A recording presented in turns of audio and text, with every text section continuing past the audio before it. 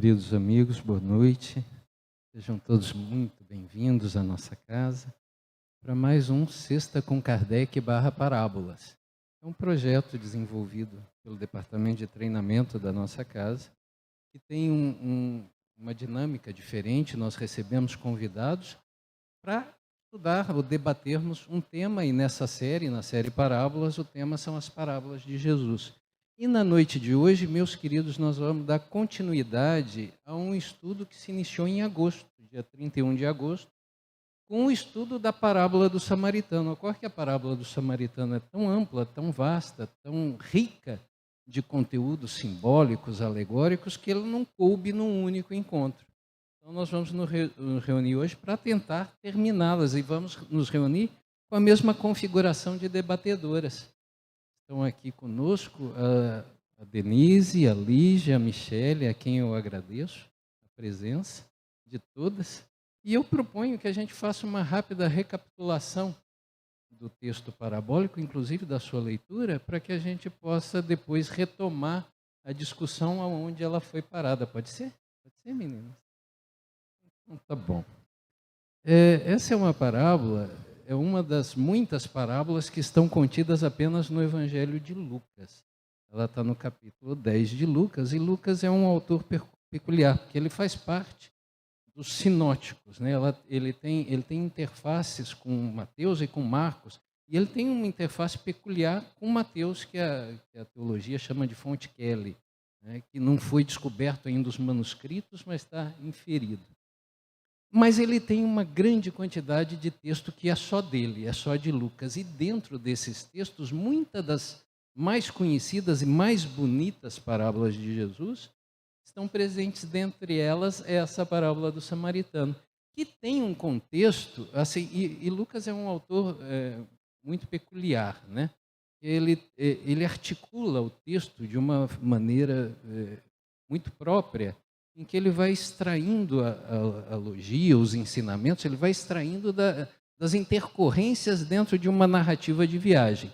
E essa parábola, como outras, ela está inserida dentro desse contexto de um diálogo prévio que Jesus está tendo com um doutor da lei, com um escriba. E ela tem um sentido que lhe é subjacente, que é uma discussão que é muito da época, muito do judaísmo do século I, que buscava uma síntese da Torá, uma síntese dos 613 mandamentos, se houvesse ou se haveria ali uma ordem de importância ou de preferência entre todos aqueles mandamentos que entendia o judeu, foi passado para a humanidade, para o homem, diretamente por Deus a Moisés. E se formou um consenso dentro da época de que o maior mandamento de todos seria o amar seu Deus de todo o seu coração, de todo o seu entendimento, Deuteronômio, capítulo 6, versículo 5. Quanto a isso, eles não tinham mais muitas dúvidas. Mas havia um segundo mandamento, Levíticos 19, 18, que dizia de amar o seu próximo como a si mesmo. Quem seria esse próximo, né? Qual o limite dessa lei? Quem deveria receber esse amor como se fosse dedicado a si mesmo, né? Havia um consenso de que o próximo seria o próximo étnico, né? O parente, o amigo e o judeu, de uma maneira mais abrangente. E é essa pergunta do escriba que faz Jesus contar a história. Quem é meu próximo, né? E aí Jesus, não me deixe falar mais do que 5 minutos, viu, meninas? E aí Jesus começa a narrativa parabólica justamente para responder isso, quem é meu próximo. E aí nós estamos aqui em Lucas 10, 29. Né? A parte final do versículo é isso, é a pergunta. E aí eu vou ler os 3 versículos que nós já debatemos aqui em agosto. Prosseguindo, disse Jesus: certo homem descia de Jerusalém para Jericó e caiu nas mãos de assaltantes, os quais, depois de havê-lo despojado e espancado, retiraram-se, deixando-o semi-morto. Versículo 31. Por coincidência, diz ele, certo sacerdote descia por aquele caminho e, ao vê-lo, passou pelo lado oposto. 32. De forma semelhante, também um levita que vinha por aquele lugar, ao vê-lo, passou pelo lado oposto. Esses os 3 primeiros versículos da parábola, que foi debatido aqui, eu me lembro que a Lígia, numa das suas primeiras intervenções, comentando a pessoa desse viajante que descia de Jerusalém para Jericó, se reportou a ideia do peregrino, Lígia. É isso, esse viajante, ao ser caracterizado como esse peregrino, ele nos engloba, ele nos inclui na simbologia ou na alegoria desse personagem? Boa noite, pessoal. Vamos juntos nessa aventura de tentar compreender com a mente e com o coração o que Lucas queria contar para a gente dos ensinos de Jesus. Quando a gente pega esse tema do peregrino, na questão da caminhada, somos todos nós. É claro que toda parábola ela é rica em simbologia, em significado. A gente não se atém apenas à história contada, mas o que ela significa naquele contexto, naquele cenário e os símbolos que nela existem que a gente pode extrair para trazer para as nossas vidas. Então Jesus genialmente é perspicaz em cada detalhe, tanto no cenário que é a estrada, que é o caminho, que é o meio do caminho, ou seja, em qualquer ponto da vida, em qualquer lugar. Quanto o fato de ser peregrino, ou seja, caminhante nessa estrada, ou seja, a estrada da evolução, a gente pode entender a estrada da própria vida. Só para a gente recapitular rapidinho, quem são os 3 personagens que a gente viu até agora? O homem que estava caído, o sacerdote e o levita. Por enquanto estamos aí. Isso, exatamente. Então, esse caminho, Jerusalém para Jericó, é a romagem terrena, né? E é um caminho meio perigoso, não é? Porque a Michele se reportou no primeiro encontro a questão do assaltante e dos assaltados, né? Dizendo que muitas vezes nós podemos estar na posição de assaltado ou de assaltante. É isso, Michele? Isso. Boa noite a todos. É com muita alegria que nós retornamos aqui para desvendar esse mistério da parábola, né, do bom samaritano. E em relação aos assaltantes, assaltados, são vários os olhares que nós podemos lançar sobre isso. Sobre o assaltante propriamente dito, aquele que estava ali no caminho e que tirou todas as vestes, todos os pertences daquele homem que passava na estrada, mas também existe uma simbologia atrás dessa palavrinha. Porque nós também podemos dizer que somos assaltados, que assaltantes pode ser tudo aquilo que muitas vezes vem em forma de um acontecimento, uma dor, uma frustração, uma traição, o desencarne de um ente querido. Por que que eles são assaltantes? Porque eles nos tiram do prumo, eles nos tiram do equilíbrio, eles nos roubam a paz. Esse assaltante também pode ser na pessoa de um irmão, de um companheiro da jornada que rouba os nossos sonhos, que mata as nossas esperanças, que nos agride com palavras duras como aço. Esse assaltante também pode estar dentro de nós mesmos, através de sentimentos menos felizes, como a culpa, o remorso, o egoísmo, a inveja, o interesse pessoal. E através desses sentimentos menos felizes, nós ainda atraímos para nós os assaltantes do plano espiritual, que vêm potencializar esses sentimentos dentro de nós. Tudo isso resumindo que assaltantes, assaltos e circunstâncias nos atingem porque nós perdemos a nossa conexão com Deus. Muito bem colocado, Michele. E aí, quando a gente está na estrada da vida, peregrinando por ela e somos assaltados ou nos tomamos de assalto pelos sobressaltos da vida, tudo que a gente quer é alguém que chegue e nos ajude, né? E felizmente para esse coitado, passou por ele um sacerdote e um levita, não foi isso, Denise? O que essas pessoas representam dentro desse simbolismo, dessa peregrinação, dessa jornada, desses assaltos que a gente está sujeito?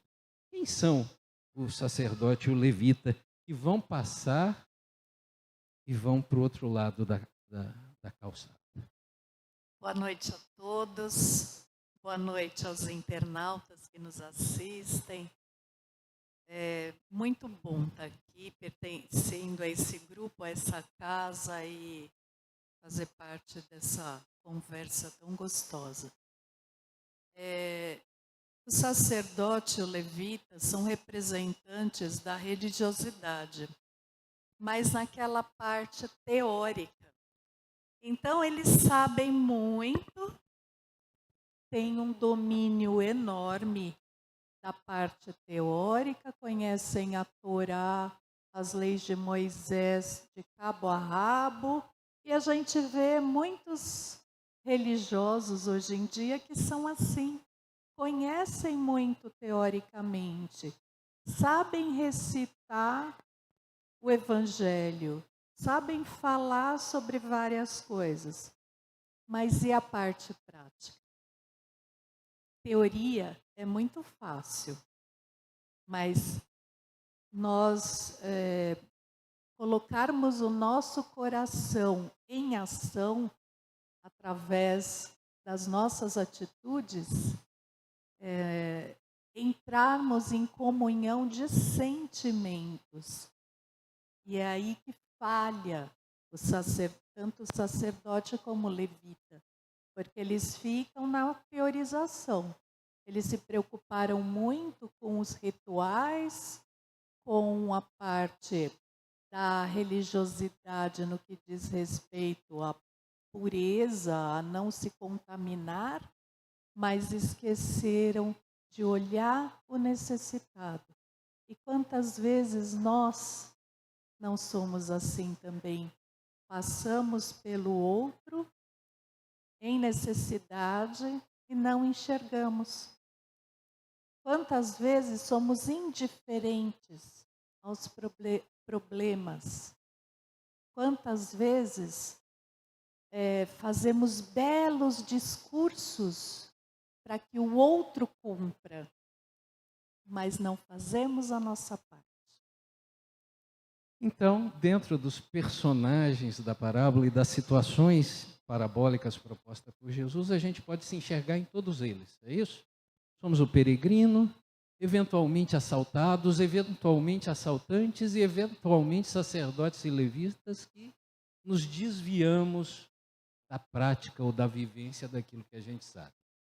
Meus queridos, até aqui foi aquilo que a gente já havia discutido em agosto. Agora nós começamos propriamente o programa dessa noite, né? Porque Jesus faz inserir em cena um quarto personagem, um certo samaritano. E aqui eu vou ler o versículo para vocês e vou propor que a gente comece a debatê-lo.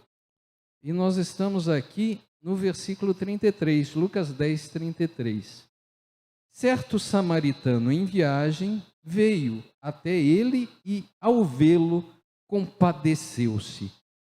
Aqui, meninas, nós temos aqui a figura do samaritano, um novo personagem, e temos a questão do compadecimento.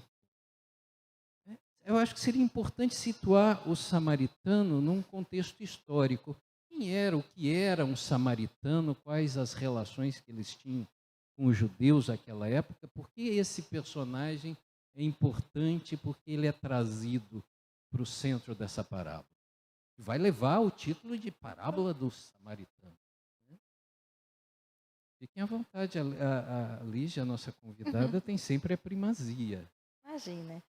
Bom, a gente só recapitulando, então, porque a gente falou um pouquinho também dessa questão das tribos dissidentes de Israel. Então, a gente teve a tribo de Judá, eram 12 tribos, e a tribo da Samaria. Judeus e samaritanos tinham uma rivalidade histórica. Então, eles não se bicavam, né? Não se entendiam entre si e não se tinham como próximos. Por isso, que pergunta-se a Jesus, quem é meu próximo? Porque para o sacerdote judeu, o próximo era quem era judeu, o samaritano não era próximo. Então, podia morrer, podia acontecer qualquer coisa, porque ele não estava na mesma tribo. Não participava dos mesmos ideais, dos mesmos valores, dos mesmos pensamentos. O que é interessante nessa parábola é que o homem que estava caído não tinha identidade. Então ninguém sabia quem ele era. Ele era um judeu? Era um samaritano? Quem ele era? Ninguém sabe. Era um homem que estava caído. Então é importante entender isso. E o sacerdote, que leva a insígnia de religioso, que faz rituais de purificação para fazer as cerimônias. O levita, que é auxiliar do sacerdote, também tem todo um preparo. Ambos, né, que estão ligados à religiosidade, ao serviço de Deus. Qual era a lei de Moisés? Amar a Deus sobre todas as coisas, o próximo como a ti mesmo, resumindo, né, a Torá. O que eles fizeram? Eles passaram a largo, tanto o sacerdote quanto o levita. Mas o samaritano teve compaixão e aproximou-se. Depois a gente avança, né? Isso é importante, porque eu acho que faz um contraponto com aquilo que a Denise começou a falar, entre o saber e o fazer. Me parece, eu não sei se vocês pensam assim, se entre o saber e o fazer está o sentir. Às vezes a gente não faz uma conexão direta entre a teoria e a prática, não é isso? Será que esse ter compaixão é importante dentro dessa configuração da história? A compaixão está ligada ao sentimento. Não adianta eu ter atitude se eu não me envolvo na parte sentimental. Então, essa compaixão, ele se identificou com aquele sofrimento, ele se comoveu profundamente. E mais do que isso, ele ele foi até aquele homem que estava caído. Então, são várias atitudes que o samaritano teve para auxiliar aquele homem, não indagando nada. Interessante, Michele, assim, porque o samaritano, ele também seguia a Torá. O samaritano também adorava, também tinha a lei, o Pentateuco judaico, por referência teórica de vida, né? Mas, diferentemente do judeu, ele teve uma atitude de prática, né? Que me parece que foi brotada ou movida por um sentimento. O que vem? Como é que a gente linka isso? É saber, é fazer, basta sentir? Então, o que acontece? O sacerdote e o levita tinham esse conhecimento, só que se nós imaginássemos ali, né? Porque vem para Jericó. Então, vamos imaginar simbolicamente que eles estão numa descida, numa desconexão com o amor divino. E aí, a primeira tendência, uma das primeiras tendências de quem vai se desconectando com o amor divino, o que é? A indiferença para com o sofrimento alheio.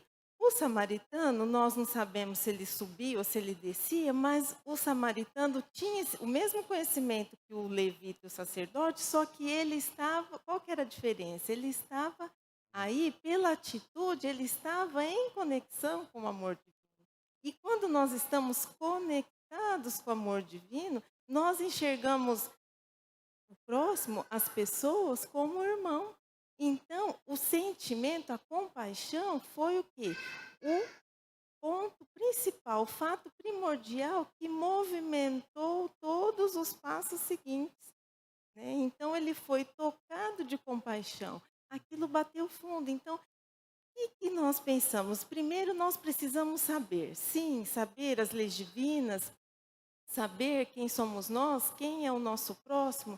Só que nós não podemos ficar só no saber. O segundo passo é o sentir, né? E aí o samaritano, ele tinha o primeiro passo, que ele sabia as leis divinas, ele conhecia a Torá, e ele sentiu, compadecendo-se. E o resto é cenas do próximo capítulo. Então, e aí vem... falou isso, né? O que eu gostaria de ressaltar num símbolo aqui, a representação e o significado de Jerusalém e o significado de Jericó historicamente e simbolicamente. Jerusalém representa o reino dos céus, vamos dizer assim, né? A busca da espiritualidade, a conexão com o divino. Que era onde eram realizados, né, as festas, os cultos, a divindade. E Jericó? O que significava essa cidade? Ficava mais abaixo, né? Era uma cidade, como a gente pode chamar cidades contemporâneas de hoje, que vivia para a realidade material, a satisfação dos desejos, né? De forma geral, a satisfação dos desejos de tudo que diz as necessidades da matéria. E Jerusalém, as necessidades do espírito. A gente observa que o sacerdote e o levita desciam por aquela estrada. Então, é o que a Michele colocou com bastante significado. Se a gente trazer para uma questão simbólica, desceu o padrão vibratório. Então, não adianta a gente ter tanto conhecimento, conhecer o Espiritismo, o Evangelho de Jesus, se a nossa conexão espiritual não estiver harmonizada em prece, no trabalho no bem, numa leitura edificante. Veja, o samaritano viajava por aquele lugar. Não fala se subia, não fala se descia. Mas Jesus fez questão, e não por acaso, de dizer que o sacerdote e o levita descia. Então, isso quer dizer para a gente, onde eu estou nesse momento? Quem eu sou aqui enquanto personagem, né? Que faixa estou vibrando, né? Estou em viagem, estou descendo ou estou subindo, né? Porque a estrada tem 2 rumos. Pode-se descer e pode subir para Jerusalém. E aí vem o samaritano, e como a Denise chamou a atenção, se aproximou dele, né? Tá aqui no texto. Padeceu. Se aproximando-se, aí vem o versículo 34. E aproximando-se, aí vem a atuação do samaritano. Atou os ferimentos dele, derramando óleo de oliva e vinho. Após colocá-lo sobre seu próprio animal de carga, levou-o para uma hospedaria e cuidou dele.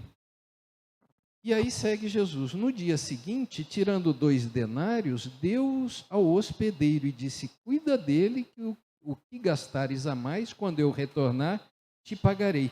Ou seja, dos 3 personagens, o único que tem uma atuação é o samaritano, né?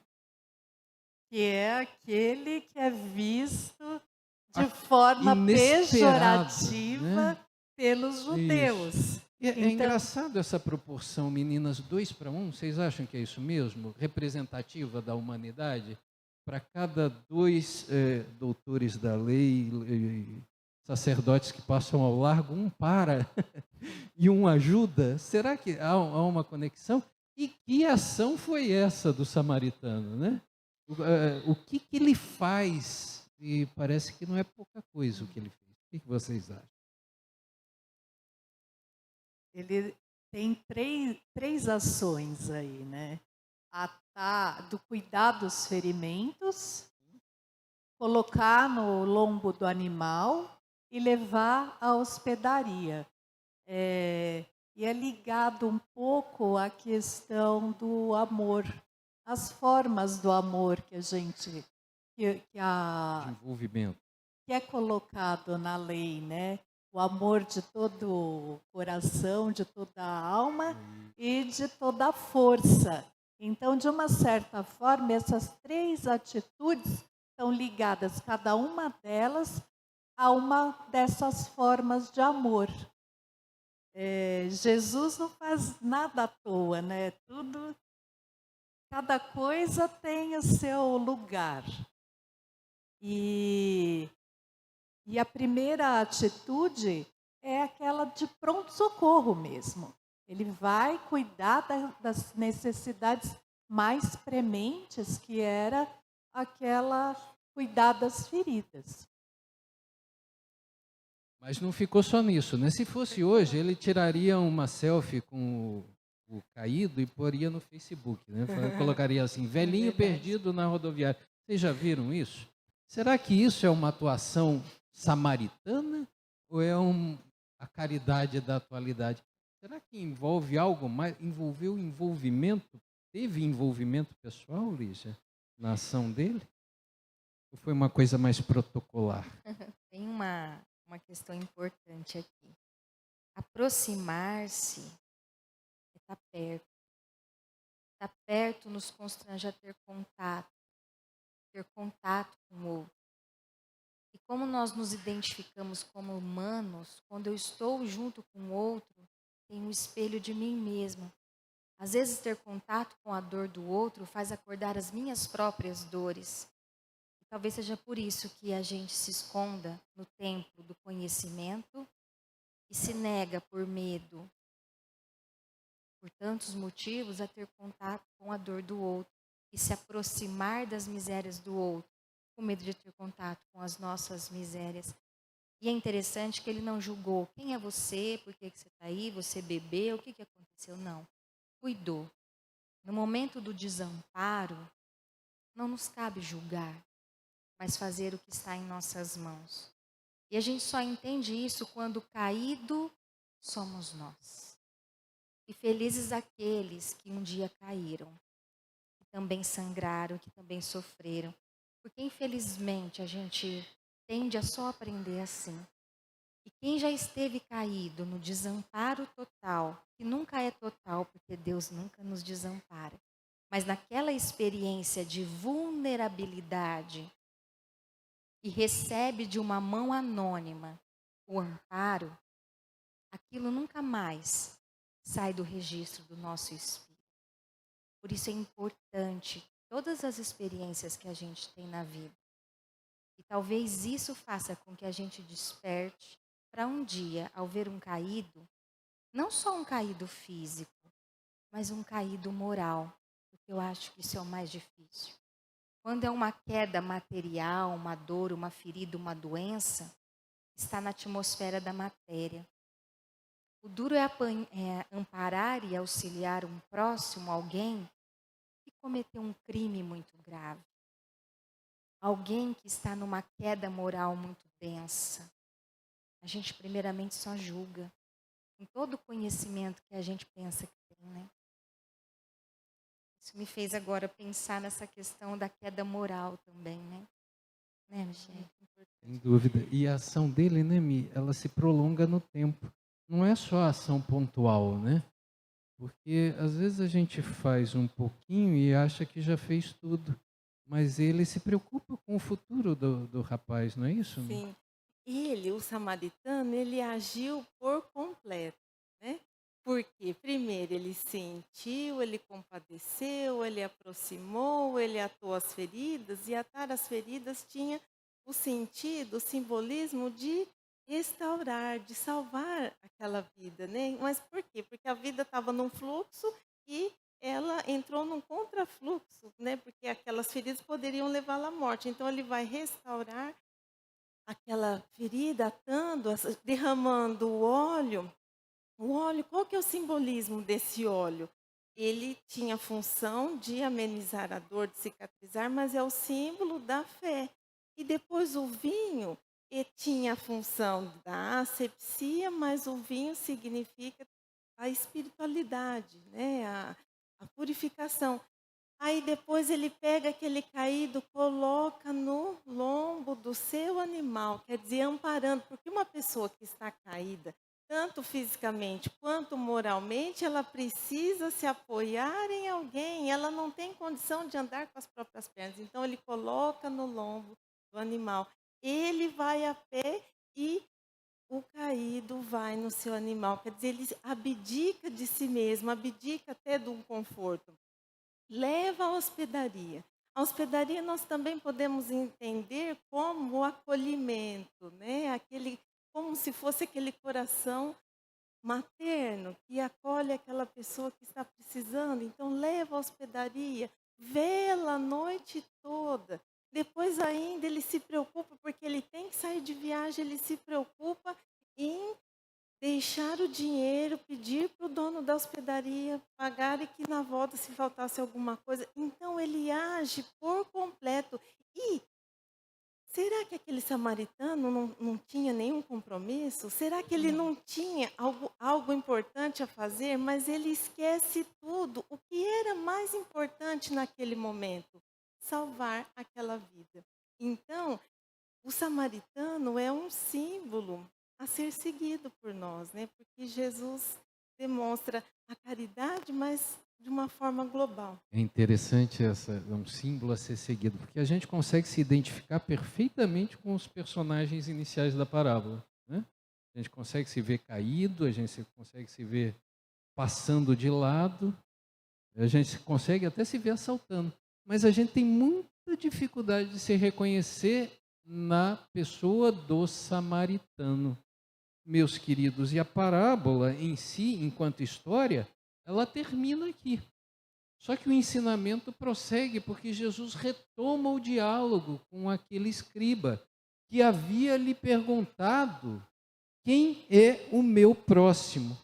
E aí, no versículo seguinte, Lucas narrando, no 10:36, Jesus retorna o diálogo e retorna a pergunta para o doutor da lei. E ele fala assim: qual destes três te parece ter se tornado o próximo do que caiu nas mãos de assaltantes?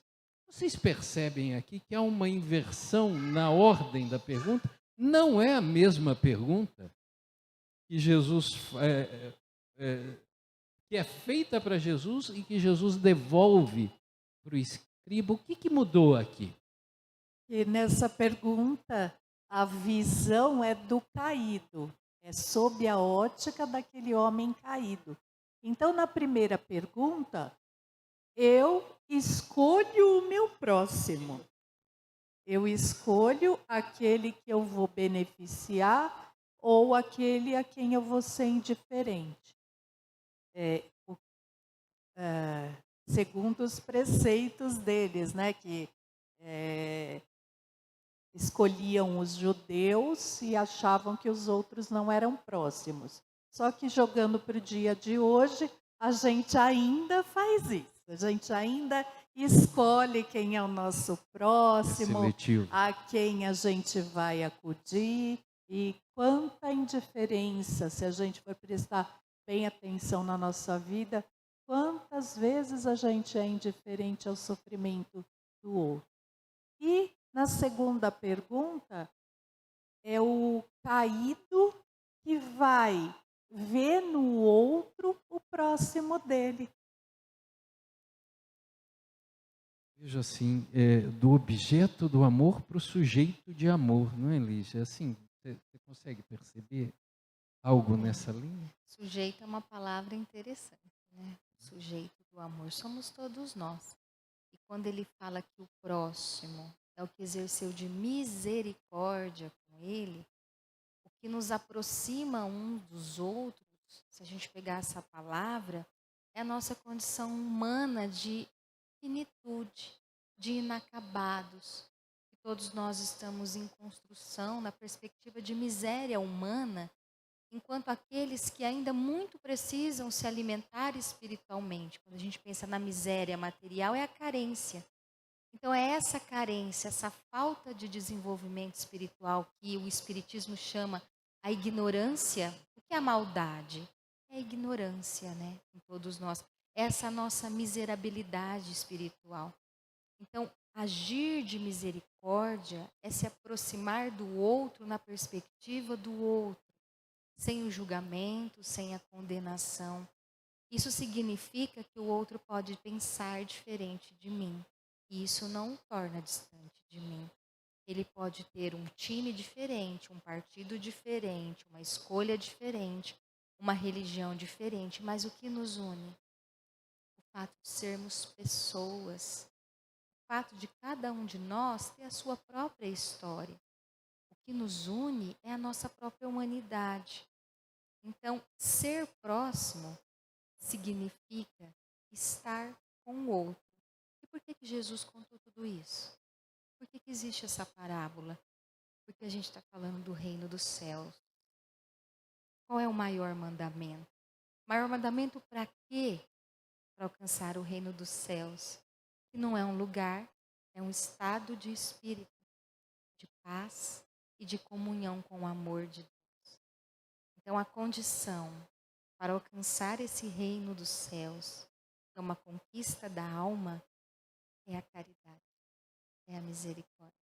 Tudo isso para a gente entender essa lei de amor, que é a lei de Deus. E nos vincula a uma única família, Michele, é isso? Sim, estamos todos unidos, né, pelo amor de Deus, porque todos temos essa centelha divina dentro de nós. E o próximo, ele ali, o fariseu, não, o doutor da lei, ele quis o quê, né? Eleger, ele queria que Jesus dissesse, só que aí Jesus vem com essa lição dizendo que o amor, porque o samaritano é o símbolo do amor e da caridade, o amor não escolhe, o amor flui. Então ainda Jesus, ele não desperdiça nenhuma oportunidade de ensinamento e deixa isso. A mensagem é: amemos-nos uns aos outros, independentemente de raça, credo, pensamento, religião, etnia. A pergunta então fica assim: de quem que você vai se aproximar hoje? É isso? E o escriba ele responde. Jesus pergunta e ele responde, e ele reconhece. Ele fala assim, como a Lígia já antecipou, ele disse: aquele que praticou a misericórdia. Ele reconhece que quem cumpriu a lei, ou quem foi o próximo, foi aquele que atuou.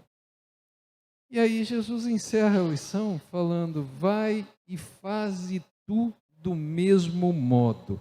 E eu quero lhes perguntar, meninas, já caminhando para o nosso encerramento, como é que vocês acham que aquele escriba, que aquele doutor da lei lidou com esse convite? Como é que ele lidou? Será que ele saiu dali se aproximando das pessoas? E será que esse convite repercute e reverbera até nós? Será que ele chega até o tempo presente? Eu acho que para ele foi um choque, porque uma pessoa tão teórica, de repente se depara com uma solução diferente. Tem que agir.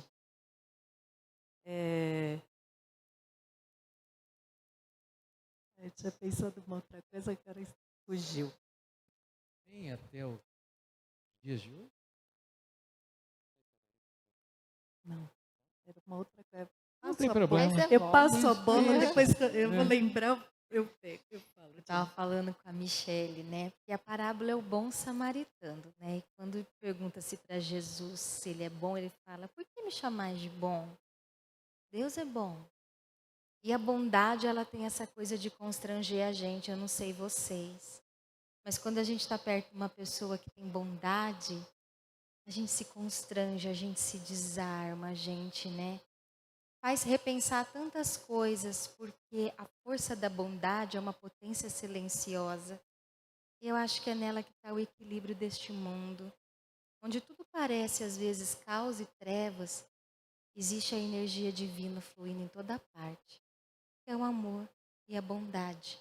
E são nas pequenas coisas que ninguém vê, nas pequenas atitudes que a gente tem no cotidiano.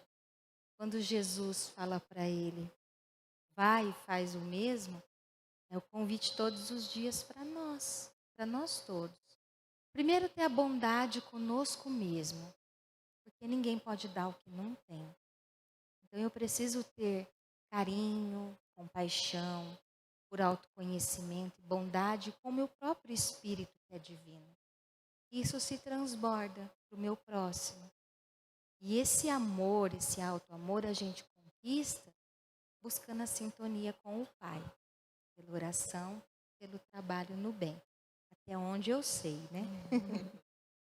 Então, eu imagino que aquele doutor da lei deve ter ficado muito incomodado, né? Porque ele nem consegue falar samaritano, porque o certo seria ele falar quem que usou, né? Quem foi o próximo? O samaritano. Não.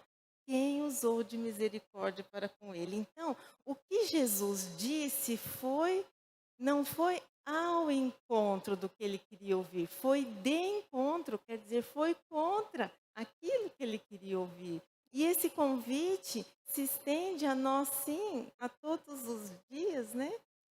Porque nós ainda temos muitas imperfeições. Assim como o Paulo disse há pouco, eu não consigo me enxergar como esse samaritano que teve esse agir por completo.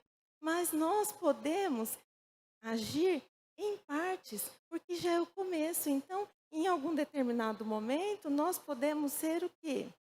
O óleo na vida de alguém, o azeite. Então, a gente pode aliviar as dores daquela pessoa, a gente pode ser o que? Aquele animal que carrega aquele caído. Então, nós podemos amparar aquela pessoa que está caída moralmente ou até fisicamente. Nós podemos ser a hospedaria, quer dizer, acolher, porque muitas vezes as pessoas vêm até nós trazendo sofrimentos tamanhos que nós nem sabemos o que aconselhar. Mas nós podemos acolher os nossos próximos, os nossos irmãos, em um abraço, através de uma lágrima que se transborda, querendo dizer, eu entendo, eu compreendo a tua dor. Então, nós podemos dar o primeiro passo na direção desse samaritano que um dia nós seremos, mas nós precisamos começar passo a passo. Vamos ensaiando, né? Vamos ensaiando. E aí, É, meninas, já vou te... lembrei. Você lembrou? Lembrei. Então fala antes que você esqueça. Eu ia falar a questão do equilíbrio. Que o samaritano, ele teve misericórdia, mas ele não entrou na faixa vibratória do caído. Então, para que a gente possa ser samaritano na vida das pessoas, nós precisamos aprender a manter nosso equilíbrio. Isso é muito importante. O mundo pode estar desabando lá fora, mas nós não podemos estar desabando aqui dentro. E isso faz parte da conexão com Deus.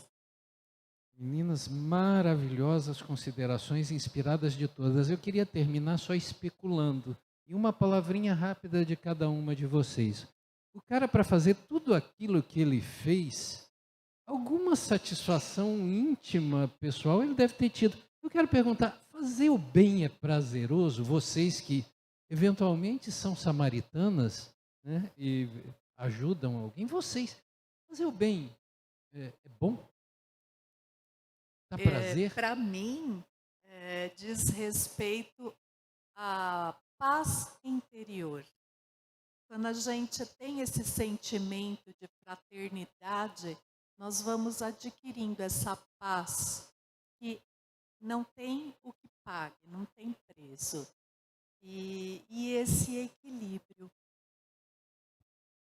Quando a gente pensa na felicidade plena na Terra, a gente vê pelo Evangelho que ainda ela não é possível, a felicidade plena.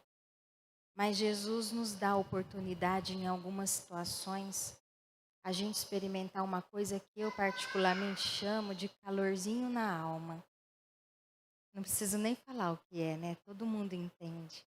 É quando Jesus te dá a oportunidade, a vida te dá a oportunidade de ter alguma ação perto de alguém ou para alguém que não precisa de palavras, você sente aquele calorzinho na alma, aquele bem-estar, aquela alegria, aquele contentamento que preenche, que nutre, que sustenta. E isso é uma oportunidade. E quantas oportunidades a gente deixa passar, né?